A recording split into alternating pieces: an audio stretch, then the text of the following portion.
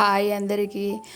వినాయక చవితి వస్తుంది కదా. వినాయక చవితికి పూర్ణ కుడుములు చాలా ఈజీగా ప్రిపేర్ చేసుకోవచ్చండి. రుబ్బిన పిండితోని ప్రిపేర్ చేసుకోవచ్చు. దీనికోసం 2 కప్పులు బియ్యాన్ని 5-6 గంటలు నానబెట్టాలి. నానబెట్టిన బియ్యాన్ని ఒక మిక్సీ జార్లో తీసుకొని అందులో కొంచెం వాటరు, కొంచెం పాలు వేసి మెత్తగా రుబ్బుకోవాలి. మెత్తగా రుబ్బిన పిండిని పక్కన పెట్టుకోవాలి. చాలా అంటే చాలా మెత్తగా ఉండాలండి.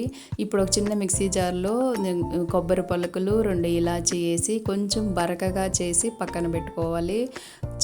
ఈ మాత్రం వస్తే సరిపోతుందండి. కొంచెం బరకగా వచ్చింది కదా, సరిపోతుంది. నాకు తురిమే టైం లేదు. కరిగించిన బెల్లాన్ని ఒక పాత్రలో వేసి బాగా మరిగించి అందులో మనం ప్రిపేర్ చేసుకున్నాం కదా, కొబ్బరి పొడిని వేసి కొంచెం బాగా కలపాలి. కొంచెం ముద్ద వచ్చేంత వరకు కలపాలండి. ఇలా ముద్దనంతా ప్రిపేర్ చేసుకొని పక్కన పెట్టుకోవాలి. ఇప్పుడు ఒక కడాయిలో 2 కప్పుల బియ్యానికి 3 కప్పుల వాటర్, 1 కప్పు పాలు పోసానండి. బాగా మరిగించాక కొంచెం సాల్ట్ వేసి కొంచెం బాగా మరిగించాలి. మరిగించిన తర్వాత మనం రుబ్బి పెట్టుకున్నాం కదా, ఆ పిండి వేస్తూ ఉండాలి.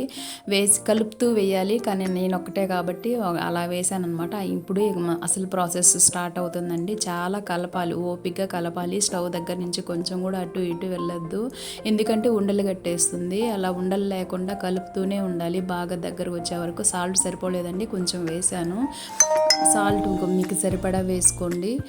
అలా కలుపుతూనే ఉండాలి. బాగా దగ్గర పడేంత వరకు కలుపుతూ ఉండాలి. చూసారా ఎలా వచ్చిందో, అలా బాగా కలుపుతూనే ఉండాలి. కొంచెం సేపు కూడా స్టవ్ దగ్గర నుంచి అలా పక్కకు వెళ్ళినా కూడా పోతుందండి. తర్వాత కొంచెం నెయ్యి వేయాలి.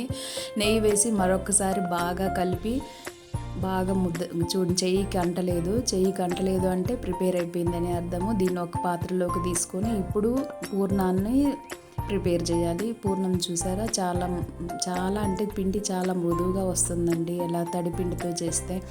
ఇలా పూర్ణ కుడుముల్ని ప్రిపేర్ చేసి ఆవిరిలో పట్టిస్తే చూసారా ఎంత బాగున్నాయో.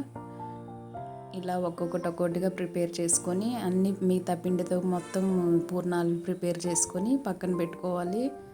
నెయ్యిని చేతికి రాసుకుంటూ ఇలా ఉండలు చేస్తే పగుళ్ళు అనేవి రావండి. చాలా బాగుంటుంది. చాలా మృదువుగా వచ్చింది కూడా పిండి కూడా. ఒకసారి మీరు ట్రై చేయండి.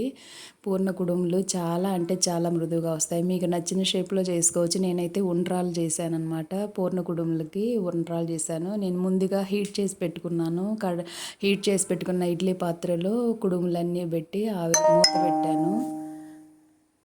ఇలా ప్రిపేర్ చేసుకున్నవన్నీ పెట్టి ఇడ్లీ పాత్రలో పెట్టి ఆవిరిపోకుండా మూత పెట్టేస్తే ఎంతో మృదువైన పూర్ణ కుడుములు రెడీ అయిపోయాయి. చూసారా ఎంత సాఫ్ట్గా ఉన్నాయో. Please subscribe my channel.